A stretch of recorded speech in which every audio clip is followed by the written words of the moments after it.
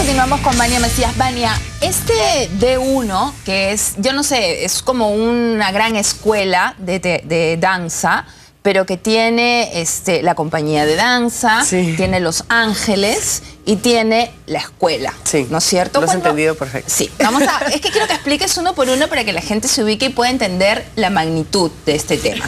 Primero, primero Los Ángeles. Los Ángeles, que es tu primer proyecto. Claro. En realidad, todo es un poco simultáneo. Ya. Lo que pasa es que lo que primero nace y mi motivación a quedarme en Lima fue un poco los chicos que conocí. Y eso se consolida en lo que es la parte social dentro de la asociación. O sea, D1 es una asociación cultural sin fines de lucro que alberga estos tres ejes. Todos están adentro de lo mismo. La compañía productora, ¿no?, que hace eventos, espectáculos, la escuela de danza, que tiene 3 locales donde damos clases para la gente, puedes ir, pagas tu clase, tomas tu clase, y Ángeles D1, que es el programa social, ¿no? Y el programa social, claro, es la primera motivación que tengo. Es lo que tú encuentras, es lo que te hemos visto en un comercial muy famoso, que tú estás en el carro y ves al chico semaforeando, se dice, ¿no? Esa palabra aprendió gracias a ti hoy día, semaforeando. Mangueando también, ¿no? Dándose los volantines para atrás y tú te quedas así y decides quedarte a hacer este proyecto. Claro, los conozco, me involucro con ellos, veo una oportunidad. En realidad no es que se me ocurrió ahí, yo venía de hacer una gira de 6 meses por toda Irlanda. Yo estaba contratada por el Ballet de Irlanda como senior soloist y fue duro, fue una experiencia fuerte, pero riquísima también esa, porque viajábamos todos los días, trabajábamos 8 horas al día y después bailábamos en escenarios distintos por toda Europa. O sea, fue fuerte, pero fue una experiencia increíble porque me acuerdo que yo en el bus empezaba a escribir y escribía y soñaba con lo que yo quería hacer, porque yo siempre tenía claro que yo me iba a formar, me seguía formando, seguía haciendo mi carrera como bailarina afuera, pero que iba a regresar a mi país a devolver y hacer algo acá. Eso lo he tenido claro y me viene de mi familia, o sea, realmente es un tema... Sí, ¿verdad? A propósito, paréntesis, leí una historia sobre tu papá que me dejó impresionada, de cómo tu papá se paró y sacó adelante. Tu papá es exportador, ¿verdad? Sí. ¿No es cierto? Y tiene una historia con sus tierras. No sé si la puedes contar un poquito así brevemente. Es que es un gran ejemplo. Sí, bueno, mi papá es un luchador. Mi papá, digamos, reforma agraria. Perdió las tierras. Claro, pero tenía 27 años. Él había trabajado toda su vida para tener unas tierras.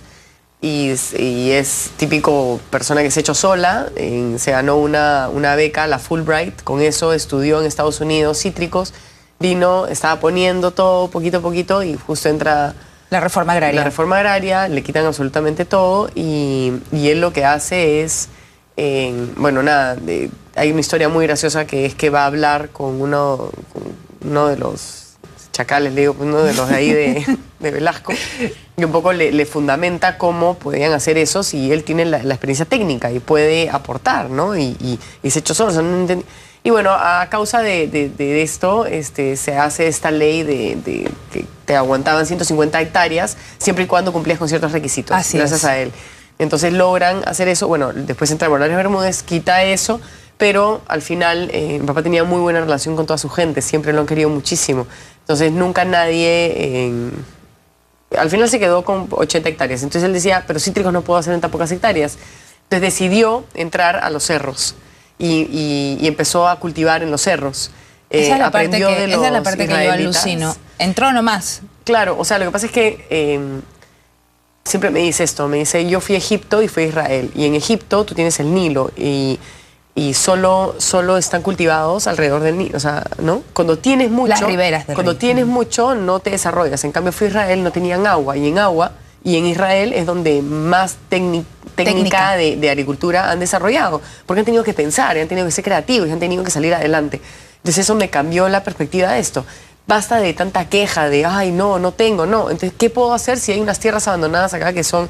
La aridez, nuestro desierto, ¿no? Que podemos cultivarlo absolutamente todo, sí podemos hacerlo. Entonces tu papá entró y salió adelante. Entró, hizo eso y cultivó y así salió adelante. Claro, entonces ahí te vemos a ti, por supuesto. Entonces, claro, tú te encuentras también en el desierto de los Arenales. Sí. Cuando estás con estos chicos, ¿no? ¿Cómo es la vida, no? Pero son ellos, ¿no? Y yo siempre digo, o sea, muchas veces no miramos las oportunidades donde hay un problema. O sea, en vez de tú ves un chico haciendo un acrobacia en un semáforo y tú puedes decir, eso es un problema, porque aparte nos enfrenta al problema, o sea, nos dice, oye, mira, estoy trabajando en la calle, en vez de estar estudiando, es una problemática en nuestro país, tenemos un tema de diferencias sociales, tenemos un tema grave, pero tal vez es una oportunidad, porque ese chico, en vez de estar vagando o quejándose de la vida, está haciendo algo y ha aprendido algo que no es nada fácil. Yo soy acróbata, entonces yo sé lo difícil que es hacer un mortal para atrás, sin haber aprendido. Entonces, realmente fue eso lo que dije, oye, ¿qué tal oportunidad hay acá? O sea, estos chicos tienen coraje, tienen potencia. O sea, ¿qué pasa si a ese potencial, ese talento que tenemos en nuestro país, qué pasa si le damos la estructura, la disciplina que yo tuve en la danza? Ahora, digamos, ahí viene otro punto. No sé si alguna vez te lo han preguntado, pero yo no sé cómo hiciste para, digamos, juntar todos estos chicos. La disciplina no es algo que tiene que haber estado en sus vidas. Sus historias personales tienen que haberse chocado con la tuya. ¿Cómo fue ese proceso? Es tener una visión clara de lo que quieres y no parar hasta lograrlo. O sea, es como, te vas a caer 1000 veces, porque me dices eso y yo me recuerdo, o sea, me vienen a la cabeza tantos problemas que han habido y tantas cosas y tantos, pero de cada problema surgió una oportunidad. O sea, me dices, sí, temas de su historia personal, ya, perfecto. Entonces hay que incluir la parte psicológica y hay que incluir las terapias dentro de lo que es digamos, una metodología de transformación a través de la danza. Entonces, mira, qué interesante, hay que incluir eso. ¿Cómo lo hacemos? ¿Y cómo puedo sustentar un programa social? Entonces, sí, o sea, ¿de qué manera puedo? Entonces, pueden entrar a las empresas auspiciantes, ¿no? O sea, es que ese es el otro punto. O sea, tú primero, porque yo he visto que aquí en Ángeles les has dado talleres psicológicos y escolares, o sea, ya va la parte emocional, etcétera. Pero por otro lado yo decía, claro, ella llega, los junta, quiere hacer el proyecto, ¿y la plata cómo la conseguiste? O sea, lo primero fue lograr autosostenibilidad, ¿no? Entonces lo que me di cuenta fue que en el Perú no existían escuelas multidisciplinarias de danza. O sea, yo conocía mucho el Broadway Dance Center en Nueva York, Pineapple Studios en Londres, y ese formato de escuela no había. Yo quería tomar clases de jazz y no habían. No habían. ¿Dónde? Quería tomar clases de hip hop y no habían. Había gente que hacía hip hop, por supuesto, los old school, el movimiento hip hop peruano.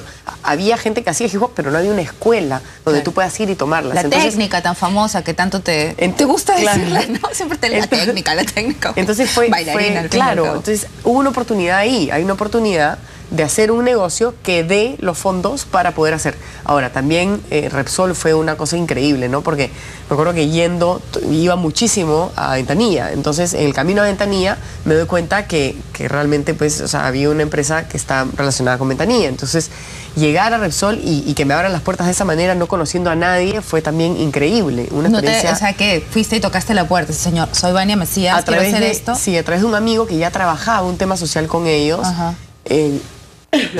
De valores, y lo que les planteamos fue, oye, hagamos los valores, pero en los colegios de todo Ventanilla, con chicos líderes de la zona, y realmente hagamos un cambio y que no sea yo la que viene y les dice, oye, hay oportunidades, pueden salir adelante en la vida, sino que sean los chicos que formamos, que les digan su historia personal, y ahí es donde sucede toda la magia, pues cambia todo, porque yo dije...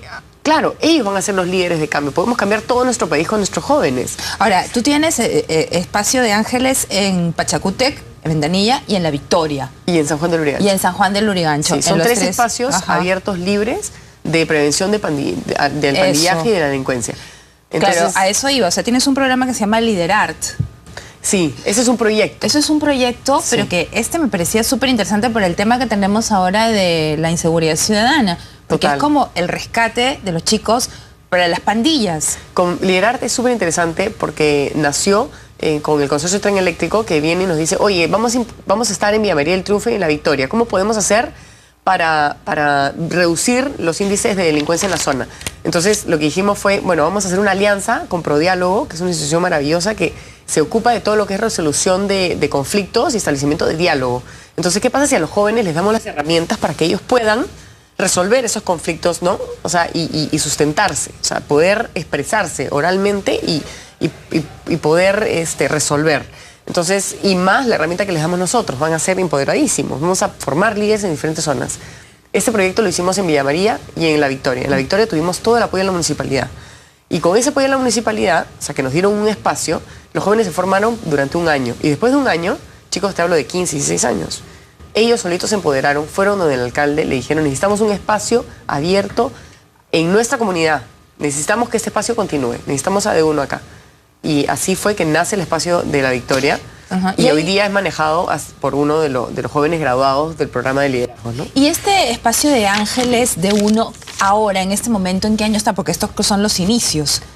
Claro, bueno, el espacio de La Victoria tendrá unos 2, 3 años más o menos. O sea, ¿sigue siendo un tema de rescate de chicos vulnerables?